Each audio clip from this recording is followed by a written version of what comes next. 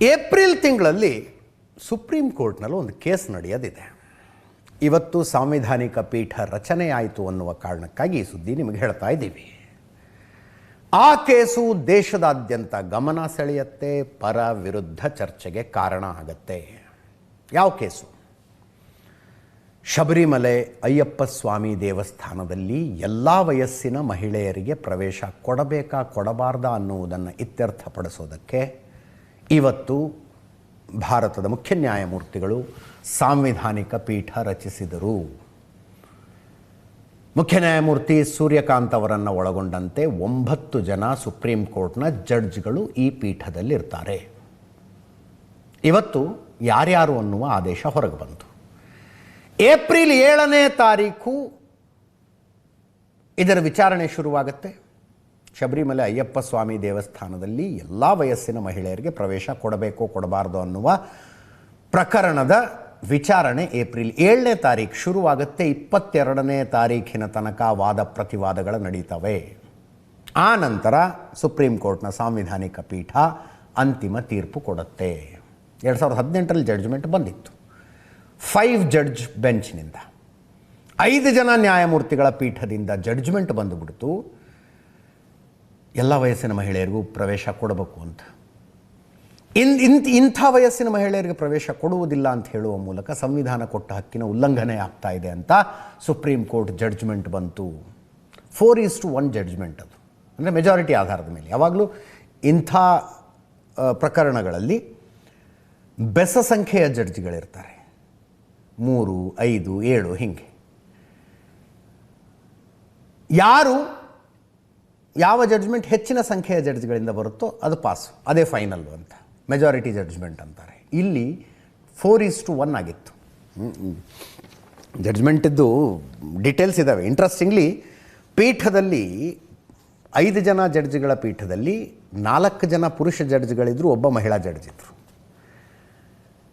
ಎಲ್ಲ ವಯಸ್ಸಿನ ಮಹಿಳೆಯರಿಗೆ ದರ್ಶನಕ್ಕೆ ಅವಕಾಶ ಕೊಡಬೇಕೋ ಕೊಡಬಾರ್ದು ಅನ್ನುವ ವಿಚಾರಣೆ ನಡೆಸಿದ ಪೀಠದಲ್ಲಿ 5 ಜನರ ಪೈಕಿ 4 ಜನ ಪುರುಷರಿದ್ದರು, ಒಬ್ಬ ಮಹಿಳೆ ಇದ್ದರು. ಮಹಿಳಾ ಜಡ್ಜ್ ಇಂದು ಮಲ್ಹೋತ್ರಾ ಅವಕಾಶ ಕೊಡಬಾರ್ದು ಅಂತ ಹೇಳಿದ್ರು. ಧಾರ್ಮಿಕ ವಿಷಯಗಳಲ್ಲಿ ತರ್ಕ ತರಬೇಡಿ ಅಂತ. Notions of rationality cannot be invoked in matters of religion. Indu Malhotra ಮಹಿಳಾ ಜಡ್ಜ್ ಒಬ್ಬರು ಹೇಳಿದ್ರು ಕೊಡಬಾರ್ದು ಅಂತ, 4 ಜನ ಪುರುಷ ಜಡ್ಜ್ಗಳು ಹೇಳಿದರು ಕೊಡಬೇಕು ಅಂತ. Purity and pollution violated the right to equality, liberty and dignity.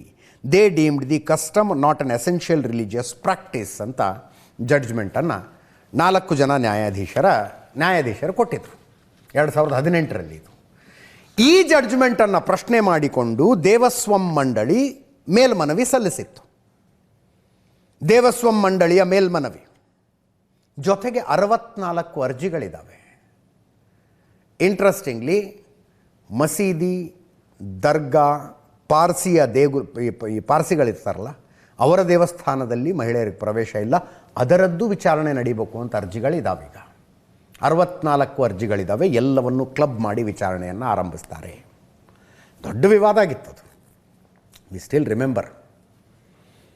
ಧರ್ಮ ಸಂಕಟ ಅಂತೀವಲ್ಲ, ಆ ಧರ್ಮ ಸಂಕಟ ಬಂದಿತ್ತು ಪ್ರಕರಣದಲ್ಲಿ. 2018ರ judgement still holds good. But ಎಷ್ಟು ಜನ ಮಹಿಳೆಯರು ಬಂದು ದರ್ಶನ ತಗೋತಿದ್ದಾರೋ ಡೋಂಟ್ ನೋ. ಏಪ್ರಿಲ್ 7ನೇ ತಾರೀಕಿನಿಂದ ಇದರ ವಿಚಾರಣೆ ಅಂತೂ ಶುರುವಾಗುತ್ತೆ. ಇದು ಸಾಂವಿಧಾನಿಕ ಪೀಠ. ಈ ಪೀಠ ಕೊಟ್ಟ ಜಡ್ಜ್ಮೆಂಟೇ ಫೈನಲ್ಲು. ಇದು ಫೈನಲ್ ಆಗುತ್ತೆ. 7, 8, 9 3 ದಿವಸ ಎರಡೂ ಕಡೆಯವರ ವಾದ ಸಲ್ಲಿಕೆ ಮಾಡೋದಕ್ಕೆ ಅವಕಾಶ ಕೊಡ್ತಾರೆ. 14ರಿಂದ 16, 14, 15, 16 3 ದಿವಸ ವಾದಗಳ ಮೇಲೆ ವಾದಗಳು ಪ್ರತಿವಾದಗಳು ನಡೀತವೆ. 21, 22 2 ದಿವಸ ಎರಡೂ ಕಡೆಯವರ ವಾದ ಪ್ರತಿವಾದಗಳಿಗೆ ಅವಕಾಶ ಕೊಡ್ತಾರೆ. ಫೈನಲ್ ಅವತ್ತು ಮುಗಿಯುತ್ತೆ. ಆರ್ಗ್ಯುಮೆಂಟ್ಸ್ ಕೌಂಟರ್ ಆರ್ಗ್ಯುಮೆಂಟ್ಸ್ 22ನೇ ತಾರೀಕು ಮುಗಿಯುತ್ತೆ. ಆ ನಂತರ ಜಡ್ಜ್ಮೆಂಟ್ ಕೊಡ್ತಾರೆ. ನಿರ್ಧಾರ ಆಗುತ್ತೆ, ಅಯ್ಯಪ್ಪ ಸ್ವಾಮಿ ದೇವಸ್ಥಾನದಲ್ಲಿ ಎಲ್ಲ ವಯಸ್ಸಿನ ಹೆಣ್ಣುಮಕ್ಕಳು ಬರಬಹುದು ಬರಬಾರ್ದು ಅಂತ. 2018ರ ಜಡ್ಜ್ಮೆಂಟು ಮಹಿಳೆಯರ ಧಾರ್ಮಿಕ ಸ್ವಾತಂತ್ರ್ಯವನ್ನು ಎತ್ತಿ ಹಿಡಿದಿತ್ತು. ಅಂದರೆ ಸಂಪೂರ್ಣ ವಿರುದ್ಧವಾಗಿದೆ. ಇಂಥ ವಯಸ್ಸಿನ ಮಹಿಳೆಯರು ಬರಬಾರ್ದು ದೇವಸ್ಥಾನಕ್ಕೆ ಅನ್ನೋದು ಅವರ ಧಾರ್ಮಿಕ ಹಕ್ಕಿನ ವಿರುದ್ಧ ಆಗಿದೆ. ಅಸಂವಿಧಾನಿಕವಾದಂಥ ಪ್ರಾಕ್ಟೀಸ್ ಇದು. ಆರ್ಟಿಕಲ್ 25 ಧಾರ್ಮಿಕ ಸ್ವಾತಂತ್ರ್ಯದ ಸಂಪೂರ್ಣ ಉಲ್ಲಂಘನೆ, ಆರ್ಟಿಕಲ್ 25 ಏನು ಕೊಡುತ್ತಲ್ಲ ಸಂವಿಧಾನದ ಆರ್ಟಿಕಲ್ 25ರ ಸಂಪೂರ್ಣ ಉಲ್ಲಂಘನೆ ಇಂಥ ವಯಸ್ಸಿನ ಹೆಣ್ಣುಮಕ್ಕಳಿಗೆ ಒಳಗೆ ಬಿಡೋದಿಲ್ಲ ಅನ್ನೋದು ಅಂತ ಜಡ್ಜ್ಮೆಂಟ್ ಆಗಿತ್ತು. ಮೂಲಭೂತ ಹಕ್ಕುಗಳ ಉಲ್ಲಂಘನೆ, ಧಾರ್ಮಿಕ ಹಕ್ಕುಗಳ ಉಲ್ಲಂಘನೆ ಅಂತ. ಅದನ್ನು ಪ್ರಶ್ನೆ ಮಾಡಿಕೊಂಡು ಬಂದಿರುವ ಮೇಲ್ಮನವಿಯ ವಿಚಾರಣೆ ಏಪ್ರಿಲ್ 7ನೇ ತಾರೀಕಿನಿಂದ ಶುರುವಾಗುತ್ತೆ. ಇಂಟ್ರೆಸ್ಟಿಂಗ್.